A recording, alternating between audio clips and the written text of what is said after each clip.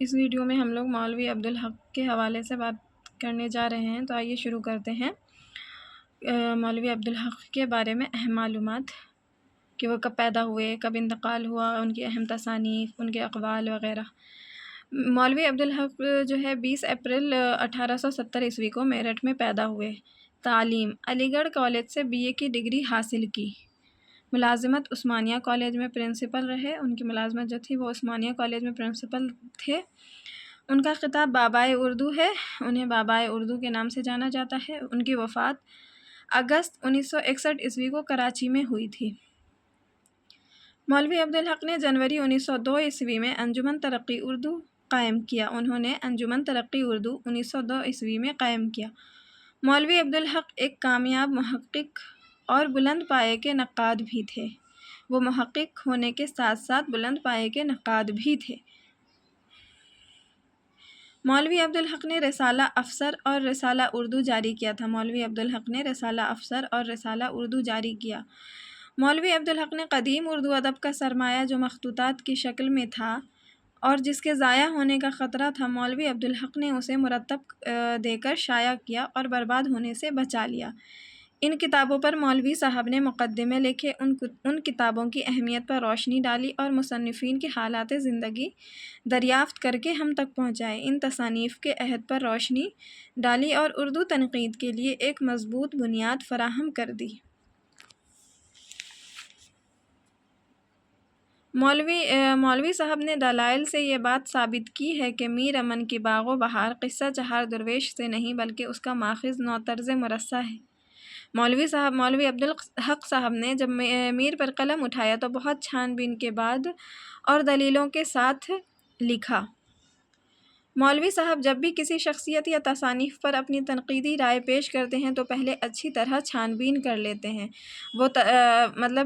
وہ محقق بھی ہیں اور اعلیٰ پائے کے نقاد بھی ہیں، لیکن ان کی تنقید میں تحقیق میں بھی تنقید کا رنگ جھلکتا ہے۔ تو اس بات سے واضح ہو جاتا ہے کہ ان کی وہ کسی بھی شخصیت پر یا تصانیف پر اپنی تنقیدی رائے پیش کرتے ہوئے پہلے اچھی طرح چھان بین کر لیتے ہیں۔ اسی لیے کلیم الدین احمد نے کہا تھا کہ ان کی تنقید میں بھی تحقیق کا رنگ جھلکتا ہے۔ یہ قول بھی ہے کہ مولوی کلیم الدین احمد نے ان کے بارے میں کہا تھا، مولوی عبدالحق کے بارے میں کہا ہے کہ ان کی تنقید میں بھی تحقیق کا رنگ جھلکتا ہے۔ مولوی صاحب کے یہاں اعتدالی اور توازن کے نمونے جا بجا نظر آتے ہیں۔ مولوی صاحب کہتے ہیں، غلطی تحقیق و جستجو کی گھات میں رہتی ہے۔ غلطی تحقیق و جستجو کی گھات میں رہتی ہے۔ اردو ادب کا کامل ذوق سلیم ہر شخص کو نصیب نہیں ہوتا۔ اردو کا کامل ذوق سلیم ہر شخص کو نصیب نہیں ہوتا۔ اردو کا کامل ذوق سلیم ہر شخص کو نصیب نہیں ہوتا۔ بڑے نقاد اور مبصر فاش غلطیاں کر جاتے ہیں، لیکن اس سے ان کے کام پر حرف نہیں آتا۔ غلطی ترقی کے معنی نہیں ہے، بلکہ وہ صحت کی فطری رہنمائی کرتی ہے۔ پچھلوں کی بھول چوک آنے والے مسافر کو رستہ بھٹکنے سے بچا دیتی ہے۔ بڑے نقاد اور مبصر فاش غلطیاں کر جاتے ہیں، لیکن اس سے ان کے کام پر حرف نہیں آتا۔ غلطی ترقی کی معنی نہیں ہے، بلکہ وہ صحت کی فطری رہنمائی کرتی ہے۔ پچھلوں کی بھول چوک آنے والے مسافر کو رستہ بھٹکنے سے بچا دیتی ہے۔ مولوی عبدالحق لکھتے ہیں، تنقید پر صرف وہی شخص لکھ سکتا ہے اور دوسروں کو ہدایت کر سکتا ہے جس کا تجربہ وسیع، مطالعہ گہرا اور نظر دوربین ہو، جو صرف ذوق صحیح نہ رکھتا ہو بلکہ دنیائے ادب کا شناور ہو، جس نے ایک مدت کے مطالعے اور غور و فکر کے بعد ان امور کے متعلق خاص رائے قائم کی ہو اور وہ اس رائے کو بیان کرنے کی قدرت رکھتا ہو اور دوسروں کو دلنشین کر سکتا ہو۔ مولوی عبدالحق لکھتے ہیں کہ تنقید پر صرف وہی شخص لکھ سکتا ہے اور دوسروں کو ہدایت کر سکتا ہے جس کا تجربہ وسیع ہو، مطالعہ گہرا اور نظر دوربین ہو، جو صرف ذوق صحیح نہ رکھتا ہو بلکہ دنیائے ادب کا شناور بھی ہو، جس نے ایک مدت کے مطالعے اور غور و فکر کے بعد ان امور کے متعلق خاص رائے قائم کی ہو اور وہ اس رائے کو بیان کرنے کی قدرت رکھتا ہو اور دوسروں کو دلنشین کر سکتا ہو۔ کلیم الدین احمد لکھتے ہیں، عبدالحق صاحب شاعری کی ماہیت اور اس کے مقصد سے بیگانہ ہیں۔ ڈاکٹر فرمان فتح پوری لکھتے ہیں کہ ڈاکٹر مولوی عبدالحق صاحب کو اردو مقدمہ نگاری کی ایک خاص ڈھپ ہے اور یہی ڈھپ مقدمہ نگاری کا معیار کہلاتا ہے۔ ڈاکٹر عبدالماجد دریابادی کہتے ہیں کہ مولوی عبدالحق کی خدمات کا شمار کرنا دشوار کام ہے۔ ویسے تو ایک عرصے سے اردو کے محسنوں نے اردو کی خدمات انجام دی ہیں، لیکن کسی ایک کو محسن اعظم کا لقب دیا جا سکتا ہے تو وہ مولوی عبدالحق صاحب کی ذات ہے۔ یہ تمام مولوی عبدالحق صاحب کے حوالے سے کچھ اقوال ہیں جو مصنفین نے ادبا نے دی ہیں، ناقدوں نے دی ہے۔ تو یہ ڈاکٹر عبدالماجد دریابادی کہتے ہیں کہ مولوی عبدالحق کی خدمات کا شمار کرنا دشوار کام ہے۔ ویسے تو ایک عرصے سے اردو کے کئی محسنوں نے اردو کی خدمات انجام دی ہے، لیکن کسی ایک کو محسن اعظم کا لقب دیا جا سکتا ہے تو وہ مولوی عبدالحق صاحب کی ذات ہے۔ ڈاکٹر سید عبداللہ مولوی عبدالحق کے بارے میں کہتے ہیں، یہی وہ شخص ہے جس کے کردار اور ذہنی ساخت کی تشکیل میں سر سید کے قول و فعل نے سب سے زیادہ حصہ لیا ہے۔ رشید احمد صدیقی لکھتے ہیں، مولوی عبدالحق نے اردو ادب کی ترقی میں اپنا جیون برت رکھا۔ یعنی انہوں نے اپنی رشید احمد صدیقی کے قول کا مطلب ہے کہ مولوی عبدالحق نے اردو ادب کی ترقی میں اپنا جیون برت رکھا، یعنی کہ اردو ادب کی ترقی کے لیے انہوں نے ہمیشہ اپنی زندگی قربان کر دی، کوشش کرتے رہے اور اردو ادب کی خدمت کرتے رہے اور اس کی ترقی اور بلندیوں تک پہنچانے کی کوشش کرتے رہے۔ آل احمد سرور لکھتے ہیں، سر سید نے جس اسلوب کی ابتدا کی اور حالی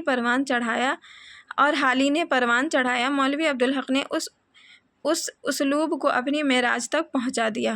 ڈاکٹر ابواللیث صدیقی کہتے ہیں، دور جدید میں اردو کی تاریخ و تنقید کا جو کام مذاق تعلیم یافتہ طبقے میں پیدا ہوا ہے اور اردو کی جو علمی سطح قائم ہوئی ہے، اس میں مولوی عبدالحق کا بڑا ہاتھ ہے۔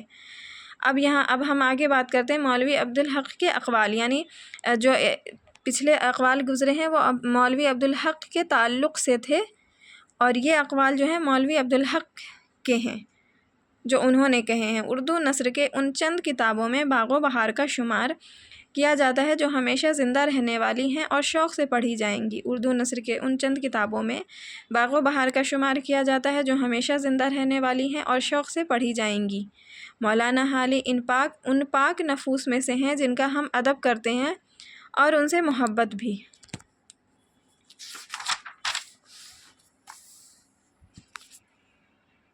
ہمارے رہنماؤں کی غلطیوں سے اردو ہندی کا جھگڑا اب فروعی مسائل میں سے نہیں رہا، اصل مسئلہ ہو گیا ہے۔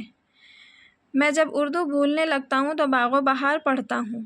یادگار غالب نے غالب کو زندہ کر دیا۔ یہ تمام اقوال جو ہیں مولوی عبدالحق کے ہیں۔ مولوی عبدالحق کہتے ہیں کہ جب میں اردو بھولنے لگتا ہوں تو باغ و بہار پڑھتا ہوں، یادگار غالب نے غالب کو زندہ کر دیا۔ ایک زمانے میں ہندی اردو کا جھگڑا مقامی جھگڑا تھا، لیکن جب سے گاندھی جی نے اس مسئلے کو اپنے ہاتھ میں لیا ہے اور ہندی کی اشاعت کا بیڑا اٹھایا، اسی وقت سے سارے ملک میں ایک آگ سی لگ گئی اور فرقہ واری اناد اور فساد کی مستحکم بنیاد پڑ گئی۔ مخالفت میرے لیے کوئی نئی چیز نہیں ہے، میری عمر لڑنے جھگڑنے میں گزری ہے۔ اردو کو اس کے حامیوں نے اتنا نہیں ابھارا جتنا کہ اس کے مخالفوں نے۔ یہ اہم قول ہے ان کا کہ مخالفت میرے لیے کوئی نئی چیز نہیں ہے، میری عمر لڑنے جھگڑنے میں گزری ہے۔ اردو کو اس کے حامیوں نے اتنا نہیں ابھارا جتنا کہ اس کے مخالفوں نے ابھارا ہے۔ اب یہاں پہ ہم مولوی عبدالحق کی تصانیف کے تعلق سے بات کر لیتے ہیں۔ ان کی تصانیف جو ہیں ان کی لکھی ہوئی اور مرتب کردہ کتابیں: سر سید احمد خان، حالات و افکار، خطبات عبدالحق، تنقید عبدالحق، اردو کا المیہ، اردو کی ابتدائی نشو و نما میں صوفیاء کرام کا حصہ، مرحوم دلی کالج، چند ہم عصر خاکوں کا مجموعہ ہے ان کے، بہت مشہور و معروف ہے، مقدمات عبدالحق، پاکستان کی قومی سرکاری زبان کا مسئلہ، نصرتی ملک الشعراء بیجاپور، مرہٹی زبان پر فارسی کا اثر، چند تنقیدات عبدالحق، سر آغا خان کی اردو نوازی، یہ ان کی اہم تصانیف ہیں۔ اور یہاں اب ہم آگے بات کرتے ہیں عبدالحق کی مرتب کردہ کتابوں کے بارے میں۔ انہوں نے جو کتابیں مرتب کی ہیں ان کتابوں کے نام ہیں: نکات الشعراء، کتب مشتری، مخزن شعراء، کہانی رانی کیتکی اور اودھ بھان، چمنستان شعراء، قواعد اردو، باغ و بہار، انتخاب کلام میر، انتخاب داغ، ریاض الفصحیٰ، دریائے لطافت، اردو صرف و نحو، گلشن عشق، تذکرہ ریختہ گویاں، عقد سرہیہ، خواب و خیال، مخزن نکات، سبرس، گل عجائب، خطبات غار سعادت طاسی، مسدس حالی، معراج العاشقین، ذکر میر، تذکرہ ہندی، دیوان اثر، افکار حالی، اردو انگریزی ڈکشنری، دیوان طابع۔ یہ تمام ان کی مرتب کردہ کتابیں ہیں۔ ان سے اکثر سوال پوچھ لیے جاتے ہیں کہ کون سی کتاب کو کس نے مرتب کیا ہے، تو یہ یاد رکھنا ہے۔